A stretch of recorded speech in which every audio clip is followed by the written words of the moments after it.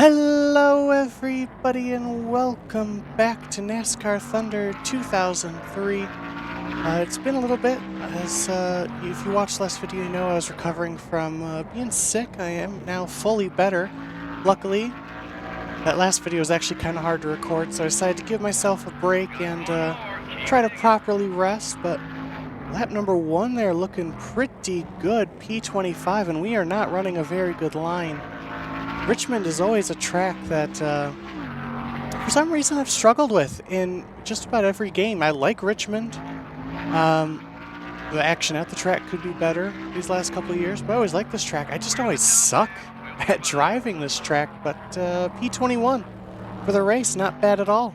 Welcome to Richmond, Virginia, the site of the action for today's NASCAR Winston Cup race, here on MRN. Richmond offers a little something for everyone, doesn't it, Barney? Richmond is a great racetrack. It's always fun to come here. We should see some close racing, so anything can happen here. Rusty Wallace is one of those drivers who always seems to be running up front. He's had an incredible run of success in winning races and finishing in the top 10 in points. Add to that a solid qualifying program, and it's no big surprise that Rusty is one of NASCAR's winningest drivers. The Delphi car has not fared well on these short tracks this season. Boy, a rough season indeed on these short tracks. He really needs a good finish in this one, if for nothing else, just to give him back his self-confidence. An unusual back-of-the-pack start for Jeff Burton. You're right, it's going to be tough for him. You get so used to starting up front, and then you have an off week and you have to start towards the back.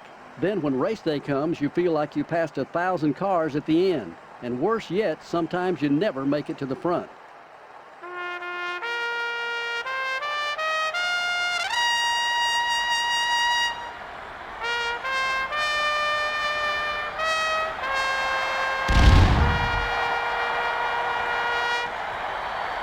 Gentlemen, start your engines.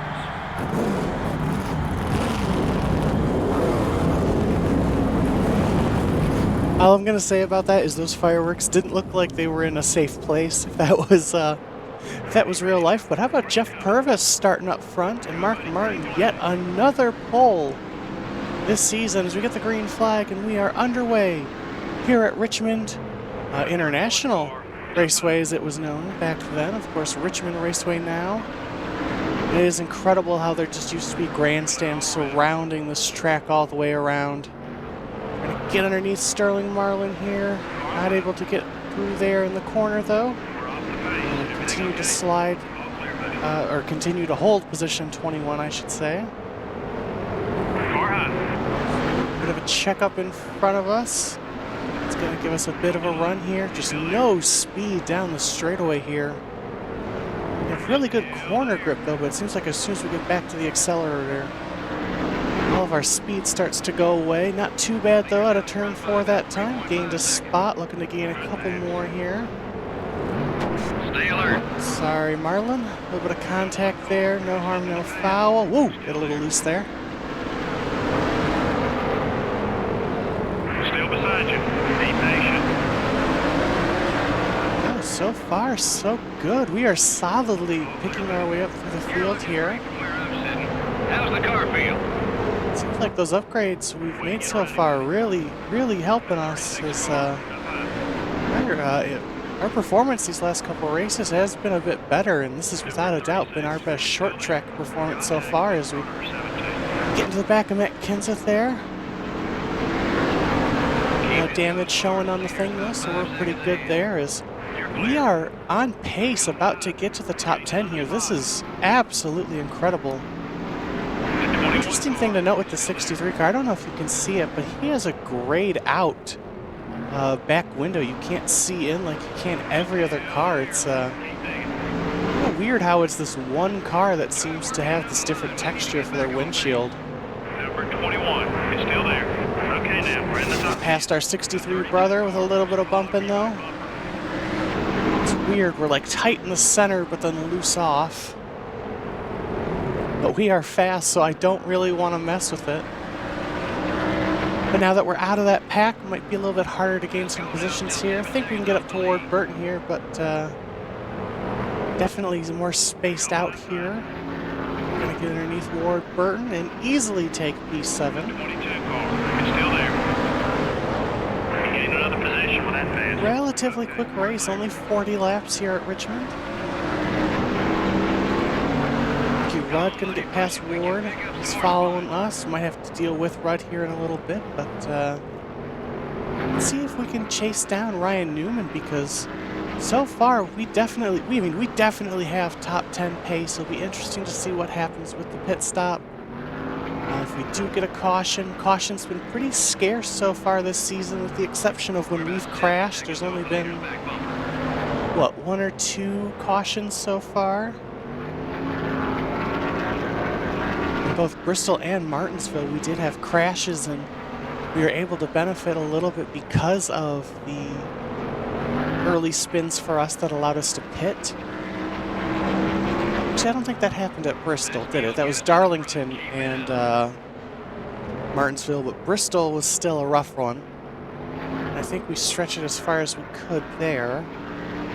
It definitely seems like we're starting to catch some of these guys up ahead, so we are having to definitely deal now with Ricky Rudd, Sterling Marlin catching up to us as well.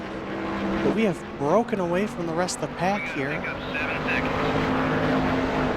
It definitely looks like Purvis starting to fall off the pace. Honestly, it's kind of reminiscent of how things used to be back then. You would get guys that would qualify really, really well up towards the front and then would drift back during the race. It doesn't seem like that happens as much anymore, sadly. I always loved it when that happened. Okay, let's get after these guys now. It's like Ryan Newman, you know, he ran well, obviously, especially in, you know, 03, but he was definitely known for his qualifying, along with Joe Nemechek. Going back and watching races from this time, Michael Waltrip would start up front a lot. He was a really good qualifier. We are now past Rocket Newman. It's our left front, actually, the first tire to go worn here. And the leader's starting to catch up to that traffic. I'll tell you what, this could be exciting, because for the first time, we could end up lapping people instead of the ones being lapped. I'm just shocked. I'm so excited about the pace we have here, as we're catching both Purvis and Kurt Busch here, so 5th and 4th. We're going to lose time during the pit stops, obviously, but I'll tell you what, a podium may not be completely out of reach today.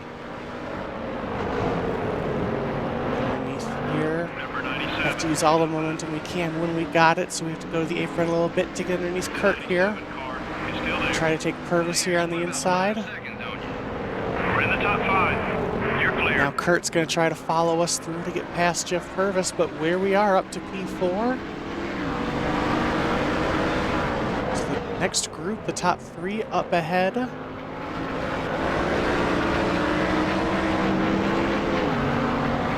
Just like that, we're almost to halfway already. This race absolutely flying by. Shocked it's only 40 laps.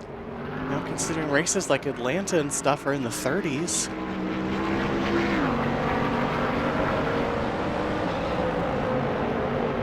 Interesting to see when people pit, though, because it's not going to be an issue with fuel here. So we're just a couple laps away from halfway. Just to be safe, though, I think I want to get to halfway and then we'll come down to the pits. Like we've been trying to do, I'm going to try to avoid when everybody's coming down pit road. Honestly, it might not do us too bad to pit as we get closer to this group, because, oh my gosh, look at how big this group is. We're slower than the leaders, buddy. We gotta pick up some time. Honestly, I don't believe you. I am pretty sure we are faster than the leader there.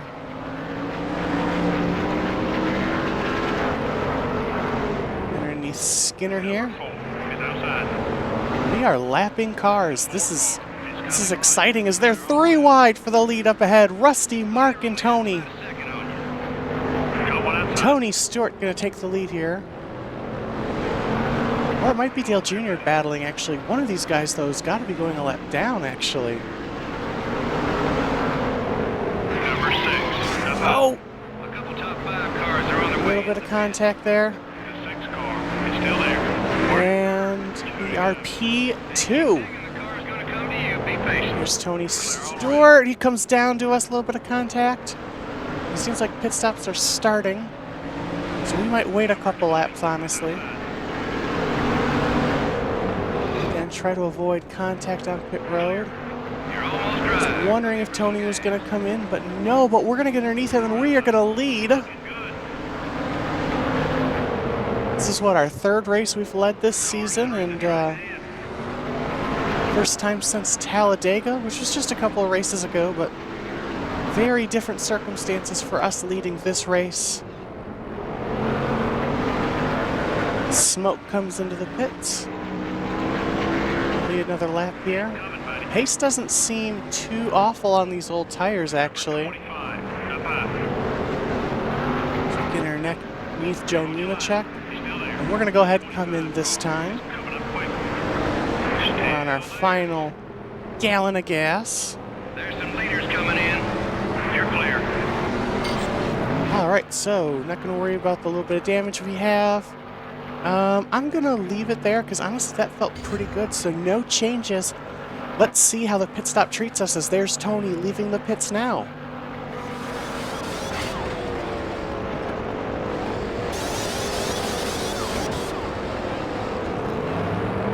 There we go, pretty decent pit stop from the crew, and there are the leaders we were racing with, so overall not too bad there. And there's Tony. Falling back. Focus on your marks, buddy. So a pretty solid stop for our crew. What are we, the Delphi car? The Delphi crew. Let's see if we can hold the pace here in the second half of the race. Remember, we had trouble with that at Fontana. For some reason, after the pit stop, we just weren't the same car. We were a lot slower. Car exiting that road. Be careful. So we're currently P5, so did lose a spot or two in that. Things did get a little shuffled. You're 4 seconds off the lead. Stay smooth. What's going to help is the fact we are in lap traffic. AI have a little bit of a harder time, I think, getting through some of these guys.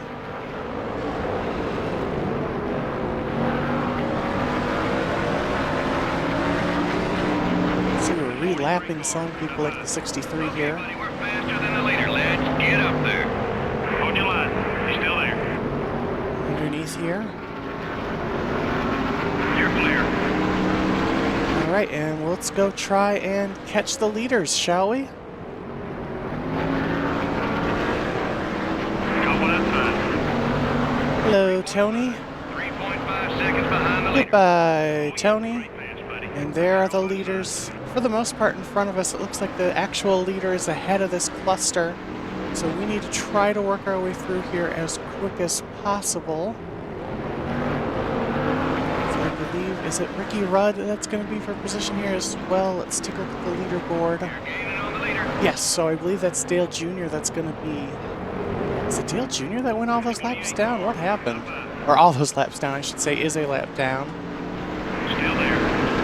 The 20 car. So bad race for Dale Jr. So there we go, underneath Mark to P2. Alrighty. A big way up to Rusty Wallace, who is leading this race. We gotta try to work through these guys as quick as possible. A little bit of contact there with Bill, but we gotta do what we gotta do here. Gotta hope that when Rusty catches this next cluster, it slows him down a good bit, but we are through the pack. You're clear. Keep coming. We're All right, getting there. 3.6 seconds to Rusty Wallace. We could possibly get our second career win already, as we have a blown engine up. It's Rusty! It's Rusty Wallace! The leader of the race has blown the engine! Are you kidding me? You're looking great from where I'm sitting. How's the car feel? Absolute heartbreak for Rusty Wallace, who was leading this race and is now out. Now that, oh, a little hard on the brakes there, but that is just straight up cruel. Much longer on that left front tire. Number 8 is looking to pass. And now, for the most part, Mark Martin has come alive here. He's going to get underneath us here as we battle for the lead. Gas tank is at half. Tires definitely have fallen off more in this half of the race than they did in the first half, it seems. Clear on both sides. So Mark's going to get past us, but we're going to try to stick with him here. This is now the battle for the win with Rusty Wallace out. of the Pontiac Excitement 400. It's still there. Underneath Mark Martin there. Slide up the track a bit. A little bit of contact there. He's going to come underneath us for the crossover. Lap car Dale Jr. is there, but we got to try to block him off. Cannot let him affect this race for the win. All over the back of Mark Martin here. Going to get underneath him here. 5 more laps. Okay. Nothing in this battle. This is a great battle for the win. We're going to have a lap car up ahead. 6 car. It's up high. Also, sorry if it's stuttering at all in the video. Just so you know, it's stuttering for me as well every now and again. I don't know how much the video's picking it up. But it definitely seems like there's a little bit of stutter. Great lap. Great lap. That's what happens when you're running on emulation. Number 20. It's looking high. Okay. We're So clear. here comes Tony Stewart. He's now in the battle for this win as well. Dale Jr. is here, but he's not battling for the win. He's just battling to get back on the lead lap. He's going to take it 3 wide. We're just going to let him go. You get the lead back. No reason to fight with Jr.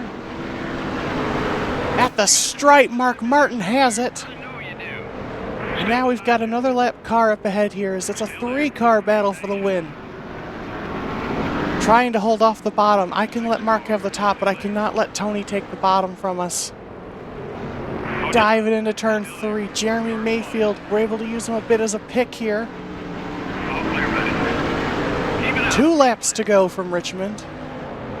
Number 6. It's I'm up. kind of trying to stay with Mayfield simply because it is holding up Mark Martin really nice. The 6 car. It's still there. Take it easy. Coming to the white flag. Still there. You're dead There he goes. He's going to go underneath Jeremy Mayfield as well. We're giving Martin nowhere to go. White flag. Number 6 wants to get by you. He's going to go down to the inside lane. It's up high. Makes a little bit of contact with us. Still behind you. Oh, contact on the back straightaway. Still there. Into 3 and 4 for the final time. Through turn 4, it is career win number 2 as we are going to win in Richmond. That's the win. That's the victory, man. Unbelievable. We have taken win number 2 of our career. We'll just do a mini burnout because, again, I don't know how that affects the engine. We can actually pull it into this victory lane. Right here. Slide it in there. So there we go. We have won our 2nd career race. A rare caution-free race. Yeah, and that can be physically exhausting to these drivers. Not only do the cautions give them a chance to catch up on the racetrack, it also gives both their minds and their bodies a little break. They have all got to be drained after that one. The 63 car never even got a scratch in this race. And that'll be a relief on the old wallet, too. Costs big money to keep these NASCAR Winston Cup cars in tip-top shape week in and week out. When you don't damage them on race day, helps save a lot of time and a lot of money. From all of us at EA Sports and MRN, thanks for joining us for this evening's race. We'll see you next time. How about that? Already pulling into victory lane for the 2nd time in our young career. I was hoping we would have speed on the short tracks this season. I did not expect us to have this much speed. Man, the driver in this game has a really fat chin. Is that just me noticing that? And also, I love how it is essentially the same model for the entirety of our pit crew. Big old Tiburon logos on our uniforms, some strange looking uniforms, and look at that adorable little trophy that'll go into the Desautels Racing shop. So with win number 2 on the season, we have jumped up the points. We are now P22 in the points. I think a top 20 would be very viable. But after an interesting race here, Dale Jarrett leads Jeff Gordon by 26 points. A disappointing race for sure for Dale Earnhardt Jr., just barely finishing on the lead lap. Has him currently sitting in 4th, and Mark Martin is now 5th with 144 points behind. Taking a look, we got moved up the most positions. Awesome. So an extra 5K total there. And the Coke 600 is the next Jackpot 5 race. I knew Richmond was. I didn't know it was the fall one. So, hey, if we can repeat at Richmond We'll be in the if we can do well at Richmond, we can be in the top 5 heading into Talladega, which is the next Jackpot 5 after that. So setting ourselves up, actually, with the remaining races, honestly, Daytona could set us up for Richmond and then Richmond for Talladega as well. So honestly, if we could somehow pull out a really, really great Coke 600, we could be in for a fantastic setup to potentially win $1 million at some point in the season. With our win, we actually finally leapfrogged Dodge in the Constructors' Championship up to P3. And where are we currently? We're sitting P9, tied for 8th with Dale Jr. with 13 laps led. So overall, pretty good. So let's see here. We currently have $697,000 to our name. Engine Power 1 needs 4 more races. Let's go ahead and see what we want for the All-Star race. Let's go ahead, get our best stuff on, get your best shoes on for the All-Star. And I was actually reading online, you don't necessarily, especially at the beginning of your career, you don't need to worry too much about some of these lower condition ones, especially because 50 to 52 apparently doesn't make too much of a difference at first until we get the upgrade. So actually we'll leave everything as is. We're going to hold on to our money, try to save some of it. Let's take a look at our chassis. Yeah, everything looking good there. So we're actually going to keep everything as it is. Not going to be too worried there. But guys, gals, and non-binary pals, the next race is the All-Star, the Winston. So if you liked this video, leave it a thumbs up. Subscribe for more content. We got 2 races coming up at Lowe's Motor Speedway. Let's see if we can win the All-Star. Who knows? Why not us? So thank you guys so much for watching. I'll see you next time. Bye!